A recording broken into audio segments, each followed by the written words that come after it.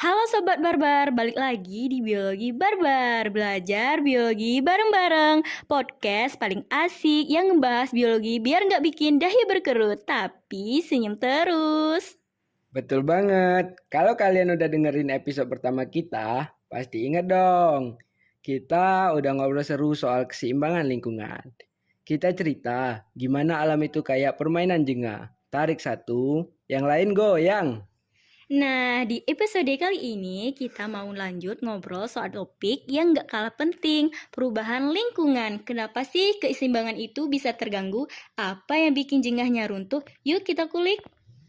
Sebelum masuk ke materi, ada update dulu nih. Sejak awal tahun 2025 ini, Indonesia lagi-lagi dihadapkan sama beberapa fenomena lingkungan yang bikin kita mikir, wah, ini dampak perubahan lingkungan nyata banget loh.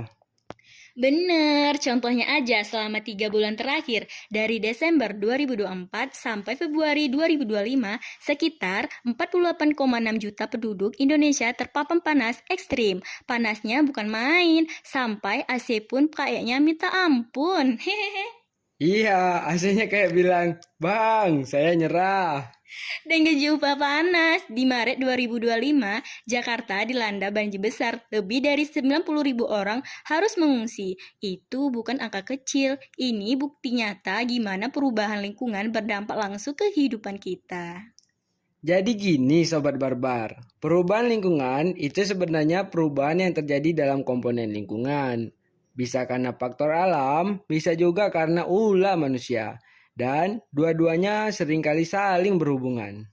Secara ilmiah, penyebab utamanya ada beberapa. Pertama, perubahan iklim. Gas rumah kaca yang dilepas dari pembakar bahan bakar fosil, deforestasi, dan industri bikin suhu bumi naik. Kedua, kerusakan hutan. Indonesia kehilangan ribuan hektar hutan setiap tahunnya. Hutan itu kayak paru-paru bumi. Kalau dia rusak, CO2 makin banyak, kemudian oksigen akan berkurang. Ketiga, polusi air dan tanah. Sampah plastik yang numpuk, limbah pabrik yang dibuang sembarangan, ini bikin kualitas tanah dan air jadi menurun. Keempat, kehilangan keanekaragaman hayati. Kalau satu spesies punah, keseimbangan ekosistem ikut goyang. Ingat obrolan kita di siklus di episode pertama tentang lebah? Nah, ini efeknya. Dan terakhir, urbanisasi dan pembangunan yang gak ramah lingkungan. Beton di mana-mana, ruang hijau makin sempit. Ini semua bikin siklus air terganggu. Banjir makin sering. Lalu, pertanyaannya, apa sih dampaknya buat kita? Nah, banyak sobat barbar. Dari mulai cuaca ekstrim, banjir, kekeringan, krisis air bersih, kualitas udara memburuk, sampai ancaman ketahanan pangan. Bahan kesehatan mental kita juga bisa terpengaruh loh, hehe. Tapi tenang, jangan langsung panik ya.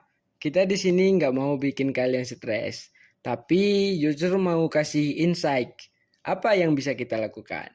Nah, ini dia langkah-langkah sederhana biar nggak barbar sama lingkungan. Yang pertama, kurangin plastik sekali pakai. Kedua, hemat energi. Ketiga, tanam pohon atau tanaman di rumah. Keempat, pilih produk lokal dan ramah lingkungan. Kelima, bijak buang sampah. Dan jangan lupa, ikut kampanye atau komunitas lingkungan. Banyak banget kegiatan seru kayak vlogging, bersih-bersih pantai, atau edukasi lingkungan di sekolah maupun kampus.